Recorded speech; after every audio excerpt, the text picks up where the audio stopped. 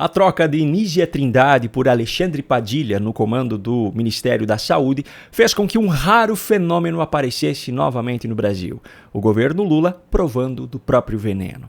Como o maior representante da esquerda no Brasil, o PT usa e abusa da estratégia de criar rótulos negativos para reforçar as suas narrativas. Qualquer adversário político é chamado por eles de fascista, mesmo que eles sequer saibam explicar o significado desse termo. Quando eles criticam uma adversária mulher, é apenas uma crítica. Mas quando uma mulher de esquerda é criticada, aí é um caso de misoginia. O mesmo se repete em outros casos. Se um negro de esquerda é criticado, é racismo. Se um homossexual de esquerda é criticado, é homofobia, independentemente de qual seja o teor da crítica. Quando uma decisão significativa afeta a esquerda, mesmo que siga fielmente os princípios descritos na Constituição Federal, como foi o caso do impeachment de Dilma Rousseff, isso é chamado por eles de golpe. Quando decisões ilegais e imorais afetam adversários políticos, eles dizem que é para defender a democracia. Só que a decisão de Lula de demitir Nízia Trindade do cargo de ministra da Saúde e de nomear Alexandre Padilha para o seu lugar fez com que a velha estratégia dos rótulos se voltasse justamente contra o governo petista. Na cerimônia de posse de Padilha na saúde e de Gleisi Hoffmann nas relações institucionais, Nízia Trindade discursou e, durante a sua fala, afirmou ter sido vítima de uma campanha sistemática e misógina. Não posso esquecer que durante os 25 meses em que fui ministra, uma campanha sistemática e misógina ocorreu de desvalorização do meu trabalho, da minha capacidade e da minha idoneidade. Só que essa rotulação não ficou apenas no discurso dela. Os pseudojornalistas militantes da Globo News resolveram abraçar a causa e reforçar as acusações da ex-ministra. A ministra Nízia tem razão.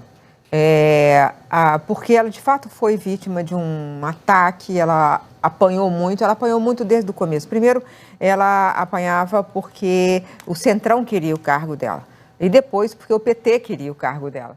Então, isso aí não foi colocado na conta dele. Eu acho que teve 2 pesos e 2 medidas. Tudo que deu de errado no Ministério da Saúde foi colocado na conta dela. Tá bom, Miriam Leitão falar em 2 pesos e 2 medidas é o cúmulo da hipocrisia. Mas ela não foi a única ali dentro a abraçar esse discurso. Foi o que atirou do Ministério da Saúde. E essa sua observação é perfeita, né?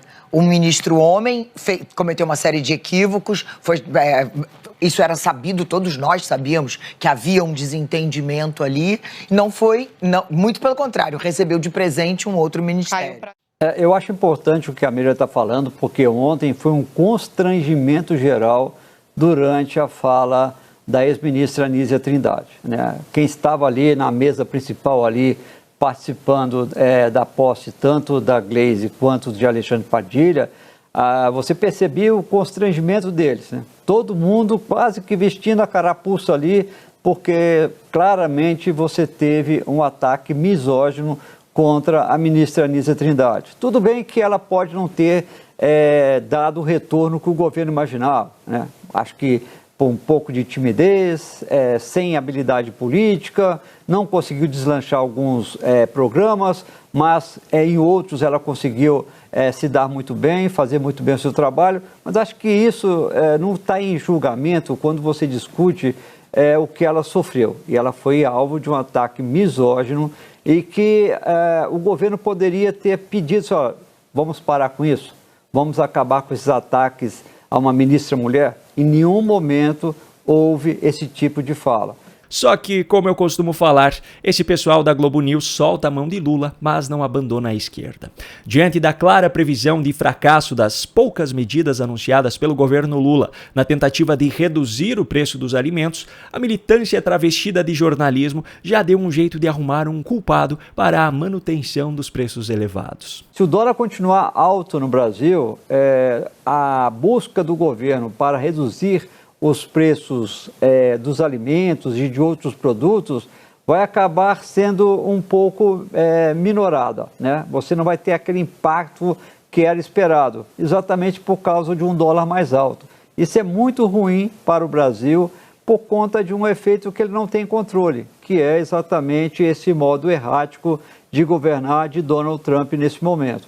O engraçado é que, há apenas alguns dias, Daniela Lima, dessa mesma Globo News, revelou que Gabriel Galípolo, hoje presidente do Banco Central, avisou Lula ainda no ano passado que anunciar o pacote de corte de gastos junto com a isenção de imposto de renda para quem ganha até 5 mil, que até hoje não passa de uma promessa, faria com que o dólar ultrapassasse a barreira dos R$6. Segundo Daniela Lima, mesmo alertado, Lula bateu o pé e disse que essa era uma decisão política. Gente, quando o Haddad está perdido já ali, ficou claro que ia ser derrotado e que ia ter esse formato, um anúncio conjunto, ele diz, gente, eu preciso despachar sós com o presidente. E as pessoas saem. Ele pede só para Gabriel Galípolo ficar. E aí Fernando Haddad diz, você, Galípolo, tem a obrigação de dizer ao presidente, segundo foi relatado por quem foi tentar entender o que ele queria com o Lula sozinho depois de ter sido derrotado. Galípolo, você vai ser presidente do Banco Central por 4 anos. Você tem a obrigação de dizer para o presidente da República o que é que vai acontecer se ele fizer o anúncio dessa forma. E o Galípolo disse, presidente, o dólar vai estourar a barreira dos R$6. Lula disse, isso é uma decisão política. Fincou o pé. Curioso, não é mesmo? A responsabilidade sobre a desvalorização da nossa moeda em relação ao dólar pula de mão em mão de acordo com aquilo que for mais conveniente naquele momento. E ainda tem gente que chama isso de jornalismo.